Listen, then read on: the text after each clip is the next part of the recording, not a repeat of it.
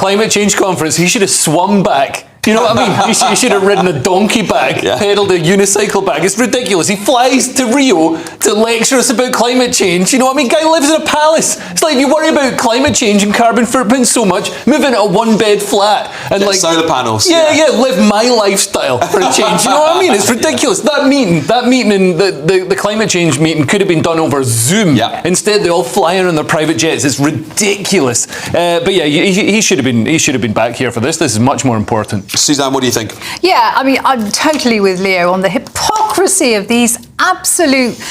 I just haven't got a word for them. You know, felling forests to get a road there, private jets, goodness knows how much they're eating, drinking, squandering out there. It's a complete disgrace. I'm not too bothered, frankly, that he's not back for this, but I am bothered that our future king is totally hook, line and sinker drawn into this climate nonsense. And we've just had stories today about the NHS having spent 1.4 billion on net zero initiatives and hasn't altered its carbon footprint at all. The carbon footprints have gone up on the NHS. That's the bonkers thing. Even worse than I thought. Net zero is a con. This climate catastrophe is a con. And I think it's a great shame that our future king has bought into it so thoroughly. Paul. You can practically feel the temperature rise from the sheer force of two people finally saying what so many have tiptoed around for years. It's like the studio accidentally hosted a truth intervention for Workshy Willy, and instead of backing away politely like every royal reporter does, they went in with knives sharpened, sleeves rolled up, and zero intention of apologising afterward. Honestly, it felt historic. Because for once, somebody on British television wasn't bending themselves into a pretzel to protect William's image. No excuses about he's busy, no soft focus PR spin, no poor William working so hard, none of that fairy dust. Instead, they clocked the situation exactly as it is. A full-grown future king flying across the world to make himself look important, soaking up environmental credibility like cologne, and then offering nothing of substance except photo ops and practice concern. And watching them unleash that roasting, whew. It was like the UK finally opened a window after decades of holding in stale air. The honesty was almost refreshing enough to cure seasonal depression. Let's be real. William has built an entire reputation on doing as little as possible while pretending he's carrying the weight of the nation on his shoulders. This man treats hard work like it's a foreign language. He puts more effort into not putting effort in than most people do in their entire work week. So when someone finally steps onto a platform and points out the obvious, that his actions don't match his branding, the relief is palpable. The beauty of it is that the commentary didn't even require exaggeration. William practically roasted himself by existing. You want to stand on the world stage and talk about saving the planet, while your personal carbon footprint is doing sprints? You want to posture as the eco-prince, while hopping in and out of aircraft like you're collecting points? It's comedy. Unintentional comedy, but comedy all the same. And that's why the reaction in that studio was so spot on. There's something magical about watching people who normally defend every crumb the monarchy drops finally break character and acknowledge that maybe, just maybe, Workshy Willy isn't the environmental superhero the palace PR machine keeps forcing us to applaud. Maybe he's not the man who's going to lead the UK into a new green era. Maybe he's just a guy in a suit whose primary climate contribution is giving speeches someone else wrote. People forget that William has been insulated from criticism since childhood, wrapped in royal bubble wrap, shielded from consequences, treated like a genius for breathing and like a visionary for blinking. So when someone finally looks at his actions and calls them out, it lands hard. It slices deeper than usual, because the bar has been so low for him that even acknowledging the inconsistency between his messaging and his lifestyle feels revolutionary. And honestly, the timing is delicious. The monarchy is wobbling harder than a budget stool, the public is losing patience, and every event they attend is analysed under a magnifying glass. William flying off for another international moment is only impressive, until you realise nobody can remember what he actually did. He shows up, shakes hands, stares seriously into the distance, like he's thinking about global solutions when he's really thinking about dinner, and then jets back home with absolutely nothing accomplished except a press release. So when two people point out the absurdity with the kind of boldness usually reserved for reality TV confessionals, it feels like a cultural reset, a necessary cleanse.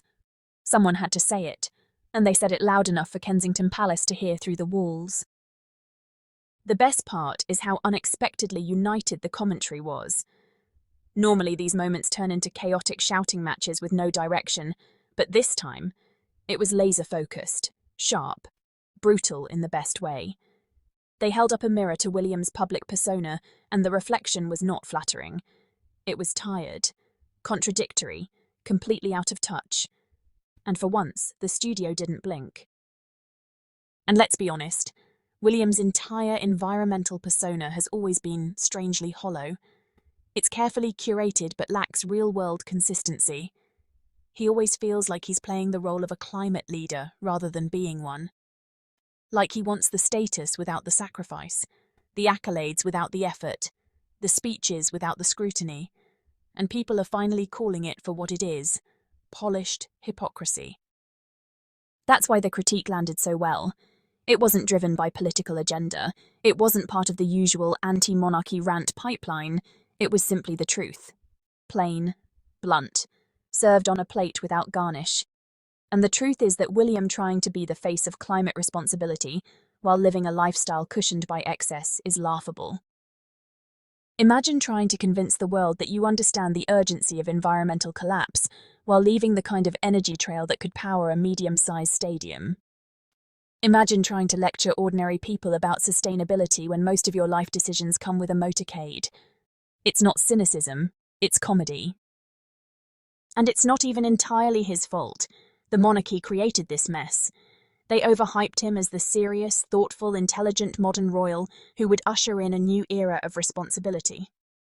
They inflated him like a PR balloon, and now that balloon is wobbling in the wind, and anyone with eyes can see it. It doesn't help that his presence at these events feels more like performance art than commitment. He always looks just slightly confused, slightly overwhelmed, slightly bored, like he's waiting for permission to go home. The body language of a man who was told to show up and won't remember a word of what was said 5 minutes later. And everyone sees it now, even people who normally defend him. And let's talk about the real tea. Part of why this roast hit so hard is because William has been given the luxury of silence while others, especially Meghan Sussex, are dragged through the mud for breathing too gracefully. So seeing the commentary directed upward for once feels balanced, necessary, fair. William is not exempt from critique simply because he's next in line. If he wants to walk onto the global stage has the right to react. The studio wasn't wrong for pointing out how flimsy his credibility looks. They weren't wrong for highlighting the contradiction. They weren't wrong for saying that his priorities seem wildly misaligned. They weren't wrong for questioning whether any of this is real, or just another episode of royal optics, the illusion of relevance. Their commentary was the kind of roast that doesn't need venom to sting. It just needs truth. Because William flying halfway across the world to talk about behaviour he refuses to practice is the very definition of performative leadership. It's the royal version of someone who gives advice they don't follow, and people are tired of it. The public can smell inauthenticity, and William has been serving it on tap. So watching the studio push back? Watching them expose the ridiculousness? Watching them laugh openly at the contradiction? That's the catharsis Britain didn't know it needed. For too long, people have been told to respect William automatically, without questioning whether he's earned that respect. But respect comes from consistency, action, authenticity, not lineage, not PR, not speeches delivered between jet flights.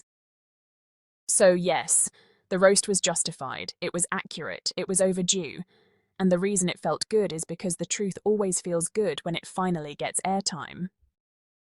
William will recover. He always does. But the public won't forget that moment when people finally stopped whispering and said what needed saying. And truly, it's about time.